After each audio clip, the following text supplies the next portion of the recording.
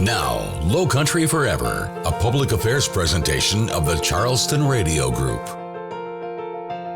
The police, the men and women in blue. They wear the badge. They protect our neighborhoods. Lately, though, in some instances, they've gone from heroes to villains.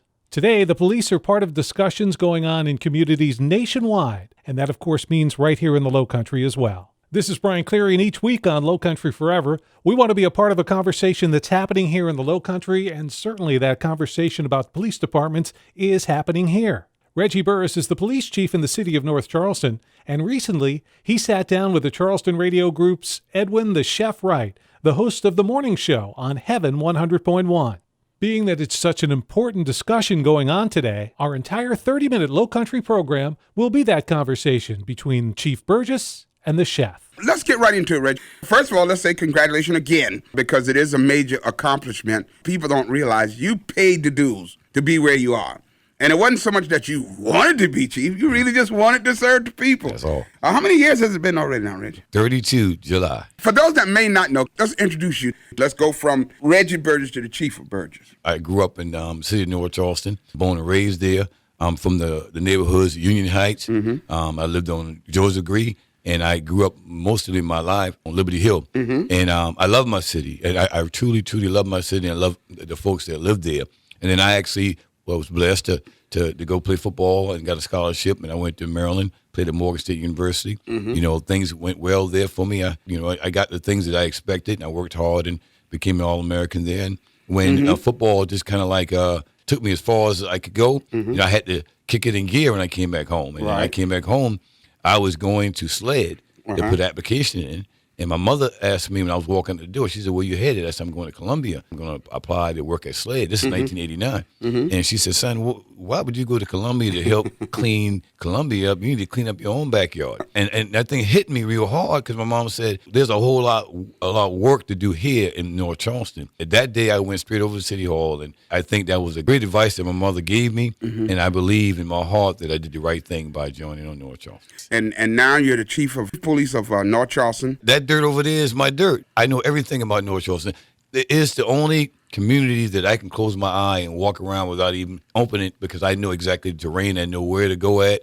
I know how people are. And I'm just really thoroughly involved with North Charleston. But like you said, there's times I'm discouraged by my own community. There's times that I feel let down by my community. There's times that I feel like, why? But I believe in the Lord Jesus is my Savior.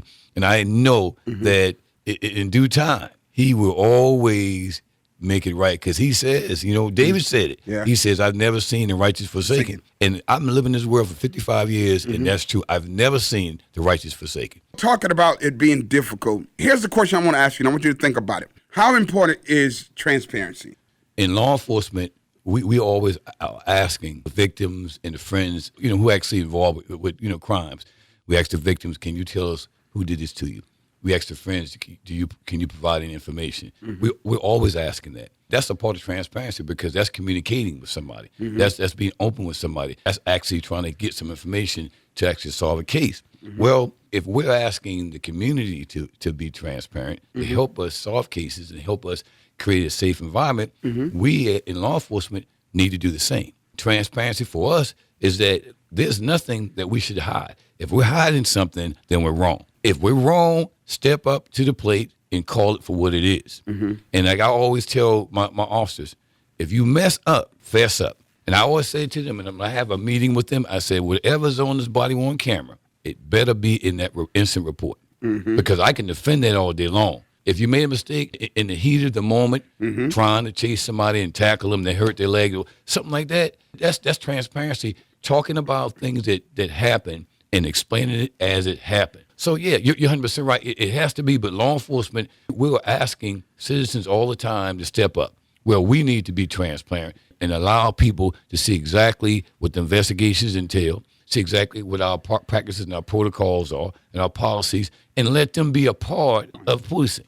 I mean, there's some things like our undercover operations. There's some things that we do surveillance that the community don't need to know, and they understand that. Correct. But everything else, we're public officials. That's why you can get anything that a police officer generates publicly. an incident report, accident report, or you can find out what kind of background the police officers have because we are public officials. We work for the public.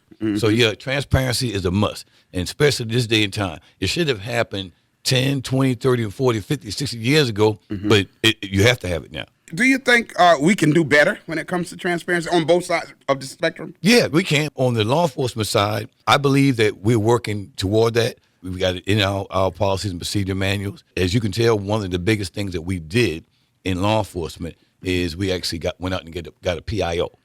See, when you get a PIO, now you have somebody who's not a cop, civilian. Yeah, they work in the law enforcement agencies, but they're the ones who actually gathering information and getting it out. But the biggest thing with transparency is that your information that you're putting out must be true and factual, and you have to really look at the timing of it. There's some situations that go and things happen in the country, and the first thing that folks say, where's the body-worn camera? Where's the in-car camera? Or tell us what happened. That's a part of transparency. Back in the day, you wouldn't hear anything. And when you didn't hear anything, you start to create your own judgment of it. When you create your own judgment of it, that's when things get bad. But the more you are transparent, the quick that you can get information out to the citizens and to the elected officials, it will be a whole lot better. People take it a whole lot better when they know that you're up front and basically being accountable. I remember you and I worked on many community panels. Sometime would be, kind of heated because we just didn't understand. But what I loved about it, you would always say, wait, let's talk about it. That's it, man. Before we jump to conclusion, let's just talk about it. Yes. Is that important now, Reg? It's really important. And like I said, that's another part of transparency. I guess I take that from my old sports days. I've always been on teams. And before you go to that line, you have to have a play. Everybody needs to know the play so they know what to do when they break the huddle. So that's why I would always say, if we can, let's get together, talk about the issues. And then if we have anything in law enforcement to provide to answer some of those questions, then we can. But by the time we do all that, we can get out to the people and we can give them better understanding. So it is really, really important to actually sit back, have a dialogue, and then be able to go out as a united front, even if it's wrong. Get the information out, but everybody is actually on board to understand the information instead of us just really doing it fragmented. This person's got something, that person has something, and we never come together. What is a good stop, Reg, in your training? How do you train a good stop? Most importantly, the first thing that you should try to do when you're training somebody to actually go out and do what we call a traffic stop, you have to have a legitimate reason to make a traffic stop. That's what the laws are about. Somebody runs a traffic light that's red. Somebody blows by a stop sign. Any kind of infraction like that, make sure that is legitimate. You can actually articulate that, and you can document that. So when you make that stop, the whole basis of the stop was that they violated a law. See, Chef, it's like this. Every law that is written in this state at the General Assembly. Correct. Or some of you may have some city ordinances or county ordinances, but the bigger laws are written in the General Assembly, which is up in Columbia with the state representatives and the state senators. Who elect those people? Yeah, you're right. The people elect them. Yeah. So guess who's writing the laws? Yeah. Truly the people are writing the laws. Correct. Because you elect those officials to create the laws. And you all are just carrying out. Yeah, all we doing is carrying out what the people elect the folks to do. So when we have those laws, we carry out that as law enforcement officers. But when a good stop would be this, you can articulate that traffic infraction clearly. You go to the car and you actually talk to that individual about why you stopped them. But it doesn't matter what color they are, Chef. I know how I feel. I don't want blue lights behind me, and I'm a cop. You're right. That's another part of the diversity part. Not so much of African Americans. Correct. But the diversity part in people. When you're a police officer, you have to think, when I get to this car, this person knows that basically they did something wrong, and they may get a ticket. And the ticket is not only going to take money out of your pocket, the ticket's going to cost you points, and then the ticket's going to cost your insurance to go up. It's going to ding you 3 ways. So these people who are stopped sometimes think about that. And then the folks who may think that the stop may be more pretextual or more racial, they may have that on top of it. So officers have to really, really maintain their composure and stick with the issue that brought them there in the first place. Yeah. Sir, ma'am, you ran the stoplight at Otrano and Rivers Avenue. That's why I stopped you. They can be yelling and screaming, whatever, or saying what they have to say. So, yes, ma'am, can I have your license, registration? And then just write them out. But when people even elevate themselves, if you continue to have your composure, because all you want to do is write a ticket, once you get the credentials, you do that. That's how it works in a perfect world. We've seen so much that have happened across the world. Yes, sir. From a trainer, from a chief now, just looking at the whole spectrum of everything that's happened lately, could it have been done different? With George Floyd, that should have never, ever happened. The young guy, the right kid, that should have never happened. It's all about training.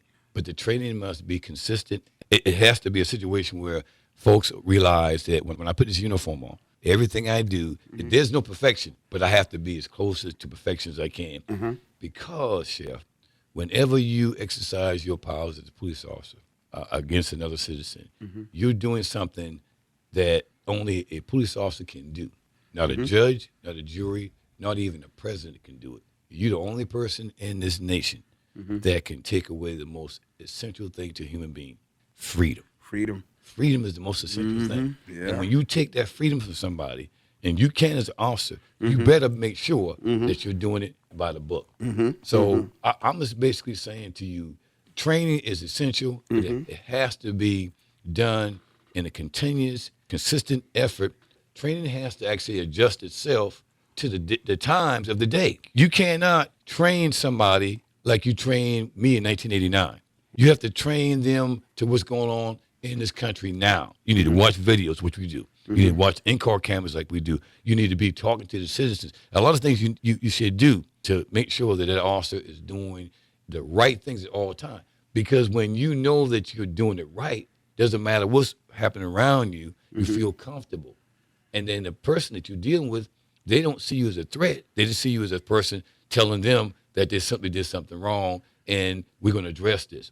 But when your training is something you're not following, as a situation with the taser, when she was saying taser, that is a call that all officers say when they're about to tase somebody. But the thing about it is that you say it only when you have that item in your hand. You don't ever say gun unless somebody's got a gun. Gun, right. See what I'm saying? When you have a gun and you have a deadly force situation, even if somebody's trying to kill me, I'm going home to my family. I'm not going to allow you to take my life. Right. I'm going to protect my life at all costs. In that situation, when you're saying you're going to do something, as she stated, taser, then that training should have snapped in before she went to that to say, this is what I need. And then I know that this is what I have. And it didn't happen that way. So in both cases, things could have been done differently. Oh, most especially so we see here operating a lack of training, emotions, another person's mindset, all of that culminating, and it took someone's freedom. The training thing is like, I was a SWAT commander. I was on a SWAT team for 12 years. Whenever I go into a home, never been in there before, my training always tells me to look to the left, right, up, down, everything. Every step I took, I did that. Every room I negotiated, I swept it, I looked at it. I took every room as it was a threat. Oh, okay. Because my training taught me to make sure I look for certain signs. So every room, every time we leapfrog from a room to room, we did the same thing we did as we entered the home. That's training. When training is in you, you're consistent at all times. And that's the stuff that saves a lot of officers. But then that's the stuff, when officers don't do it, that it shows the world that training wasn't recognized. Yeah, and because of that, we have this outcome. You and I talked about it so many times. You should, Chef, you know what? It's so important because when it affects not just the Floyd family, not just the Scott family, but it calls a community, a world. Yes. Now everybody who has their mind about something, it clashes. Yes. How important is it to streamline those recruits, to find out who they are, what they like, where they're from? How important is that, Reggie? It is tremendously important. Once I say to them, as the chief of police, you're hired, the second phase that they go through, once I make an offer, salary and hire, and they accept it, only thing that will stop that whole process, they have to do a physical, they have to do a urine exam to make sure there's no drugs in their system, and they have to do a psychological exam. Once they pass those three things, then they come aboard full time. We have a polygraph that's done. We do a whole lot of things to try to vet to make sure we are getting the best product we can to serve the citizens. And sometimes you may think you have the right person. The testing tells you have the right person, but there's something in the person that you cannot see. You can't test on. You can't psychologically. You can't pull out. So you're right.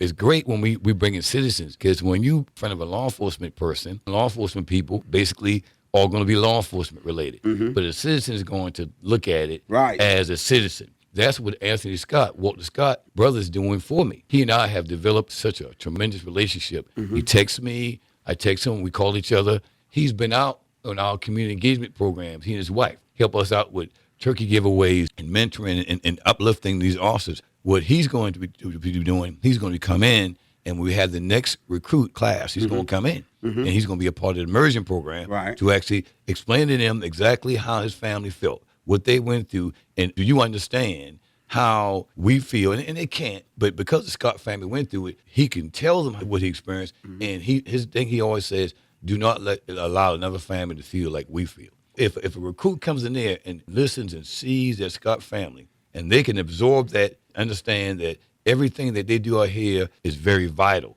It's very critical that they do the right thing at all times, having a prosperous career. So that's some of the things that we're doing. Anthony Scott has been tremendous for me, man. Are there good and such as good and sometimes bad cops? Let me put it in the content of this: good and bad people. Is there such? Yes, they are, and it's been proven. And as you said, when you talk about the overall scheme of this world, we do have good and bad people. The Lord is always marching on to try to keep the good people on this side of the mountain. But then you're going to have those folks who are going to worship the wrong people and worship the wrong things. Right. So when they get in that situation, hopefully in my profession, we could see those individuals before they cause a traumatic incident to happen. The thing that I would say, and I've always said this, I just want everybody to know, do not look at us as law enforcement people, police, or whatever you want to call us. Do not think for one moment that we are robots. We don't have feelings, and we don't think, and we don't hurt, and we don't happy and cry. We do. We are human just like anybody else. We all have biases like everybody else has. Every human being in this world has biases. Correct. You may not want to agree with it. You may not want to believe it, but you can sit back and remember there was somebody that you saw that you didn't like because the color of their skin or the size, the area they lived in. We all have those.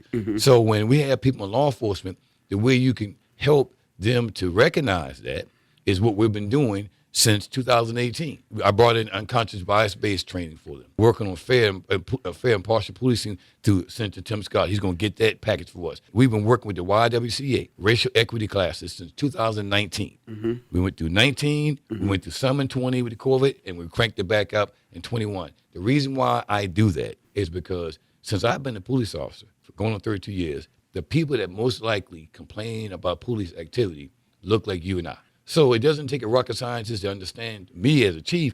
How can I reduce that? The way I reduce it is to educate the people who they have problems with. I'm talking about the African-American community, the people who they have problems with in law enforcement. So I arm all my law enforcement officers with fair and partial policing, de-escalation, diversity training. We even let them watch Jane Elliott's brown eye and blue eye experiment. We do everything we can to arm them with knowledge on different cultures, different communities, different neighborhoods. Give them the information that when you go into a neighborhood that don't look like one that you grew up in, it's not because the people just hate you because of you. They just don't like your profession. So now you can slow yourself down and try to win them over by serving them. And when you serve them, you serve them in the righteous manner, most people will be like, they may not still care for cops, but they're like, hey, I'm going to talk to you, listen to you. Why? Because the radios keep going, Chef. So the radios keep going. It means that people need us. We need to be good servants of them. How important is diversity? All of us have the right to be prejudiced to something.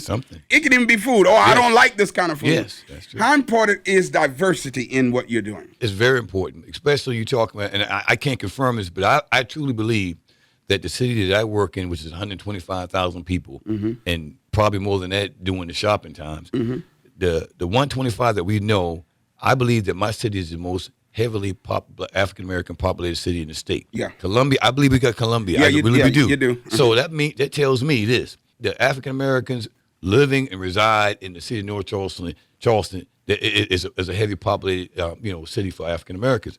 So Diversity is a must. I hired a kid from Missouri, a Caucasian male. He actually a good kid, well-rounded. When he came here and interviewed, and I asked him, I said, don't you know the makeup of North Charleston? He said, it's a real huge black population. And I said, not only huge, it's the majority. And he said, well, you know where I'm from? We don't really have that many. He said, we have some Hispanics. He said, but the population is different. So I asked him, son, do you really want to work in the city? And he told me, he said, yes, sir. He said, because ever since I've been coming up, and this is a young kid, I've been in kindergarten with African Americans. I've been in elementary, middle school, high school, played in all kinds of sports teams with African Americans.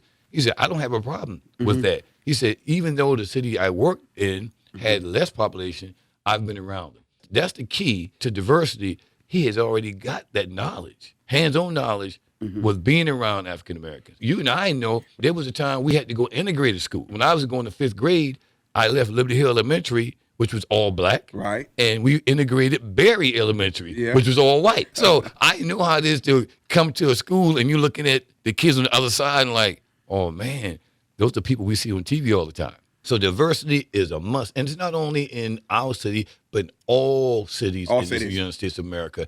You have to understand that if you're going to really truly be a good servant, you've got to understand, or at least attempt to understand, the people that you're serving. Let's talk about the audit. Yes. All right.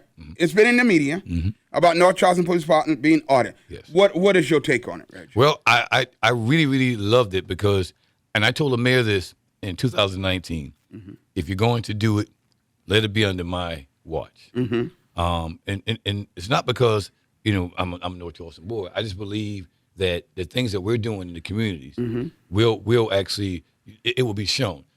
There's some issues that we have, I know, because we're not perfect. Correct. And whatever those things or whatever weaknesses that we have there that need improvement, we get the information and we find the best practices or the best, avenue to go down to get rid of those weaknesses and improve ourselves. And then the things that we do good, we can even get better at it. Wow. I'm a very competitive person. Right. I'm trying to bring out the best. Maybe sometimes the coach would say, hey, we need to throw the ball to Reggie. Right. It's fourth down, 1 second, we got to score. Yeah. But I'm also a person that believes that I'll sit on the bench and let you do it. Yeah. I'll do whatever I need to do to actually to win. And better yet, when you say win, to do what's right. Right. So this audit, I feel, is the righteous thing to do. And I want it to be done under my watch, even if it comes out, well, this, and some people might say, oh, they're dirty or whatever. Whatever comes up, we're going to look at the weaknesses. Yeah, you got a chance to fix that. And we can fix it because all it is a great assessment.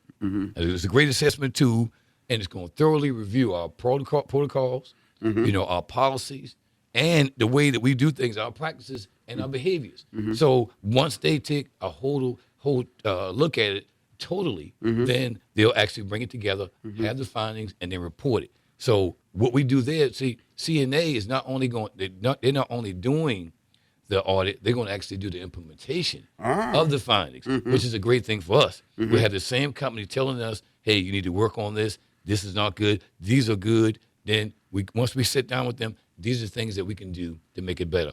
Because if we're going to truly be servants of our community, we need to really evaluate our internal functions. Wow. See if our functions internally are actually good and what we need to do better. Wow. And so I'm all in for it. And I've been working with them since January. Every time they need information, we send it. We are not involved with it in any way other than make sure that the information that they need, that they know who to go to and get that. Wow. So even the listening sessions, we're not on it. I'm not on it at all. I'm just hoping and praying that when folks step up to that mic, that they may have an issue with us, but look at what we've been doing for the last 3-4 years in our community. Right. All I want to do is say, hey, they did this, but then also, and I saw them doing this, and I see that they're changing, and they want to be, good stewards for the citizens, because that's what we want to do. Think about it, Chef. The reason why we put this uniform every day, the reason why we get in those cars and answer calls is because we are there to provide a good quality of living for our citizens. Most of all, a peaceful environment. Sometimes we don't get it right, but God knows we tried. That's our initial thought, is to go in there and do the right thing. Right. You know? So I just believe that the audit is a good thing for us. And once we get through it, we'll just go ahead and continue implementing whatever, and get better at what we need to get better at. When I came to this area, you and I worked together. We worked this community.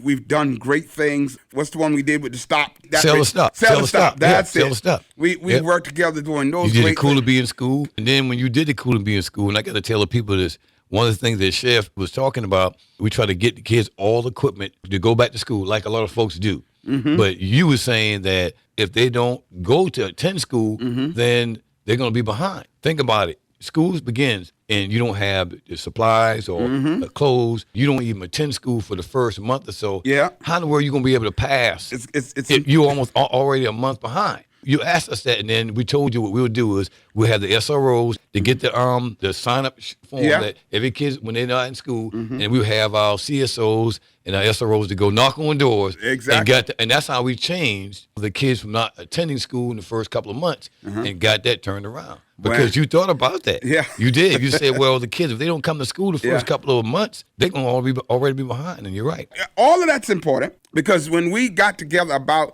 the truancy problem, Charleston as a county as a whole, there were over 3,000 kids that missed the first 9 days of school. And what we did was when you all assigned us to this, we found out that 80% of those were actually younger kids. What happened was a lot of kids were raised by grandparents who didn't read, didn't understand paperwork, didn't get the letter. Didn't get it. And a lot of the kids didn't have a haircut, a book bag. They were intimidated by going to school with other kids that had sneakers. And that's when I said, we need to do this Cool to Be in School. Yes. And the crazy thing about it, within 2 months, when August came around, we cut that truancy number in half. You didn't talk about the traditional thing. You went way past that. Because that's what we have to do as a people. We've got to go past just the regular thinking and think about other things that's hampering these kids to get educated. And that was a great program. And it's not that we don't do it. We do it now, but we do it through the recreation. Correct. But that piece that you brought up, the truancy piece, is what we need to get back. Because that is the essence of the educational process. We can give them all the pencils, pens, and paper, but if they're not in the school building, it's not being used. It's like old-time medicine.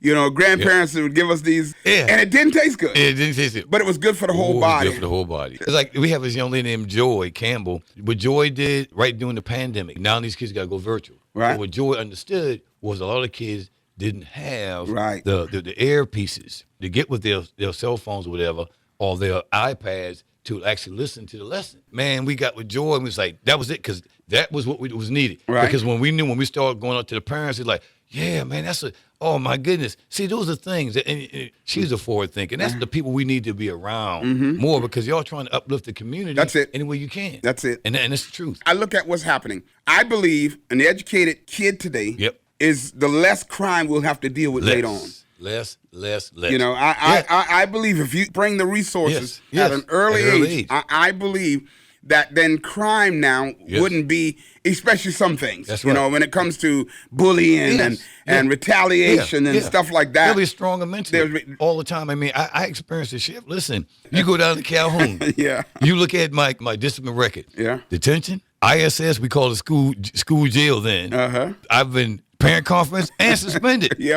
So what I'm saying is, in all that, I still had my teachers, still had my mentors. They still kept me grounded because they kept pushing that in my head, saying education provides you options. If you don't have education, I'm telling you, your options are less. If you have less options, you're going to fall for anything coming. Most of the times, that's going to be the wrong thing. Let's get together and do this again, man. Most definitely, man. Is there a number that they can call administration or call whatever if they need to get in contact with somebody, just want to talk to somebody? Yeah, Monique Mazan. She's my administrative assistant. 843-740-2831. Monique will connect you to anybody. She's awesome. She'll get things done. She's that person that will find the answer for you. Chief, thank you so much, man. Thank you, man. He is the chef from Heaven 100.1 and City of North Charleston Police Chief Reggie Burris, featured today on Lowcountry Forever. Thanks for listening to Lowcountry Forever. If you missed any of this week's show, there's a complete recording under the podcast link at lowcountryforever.com. Lowcountry Forever is a public affairs presentation of the Charleston Radio Group.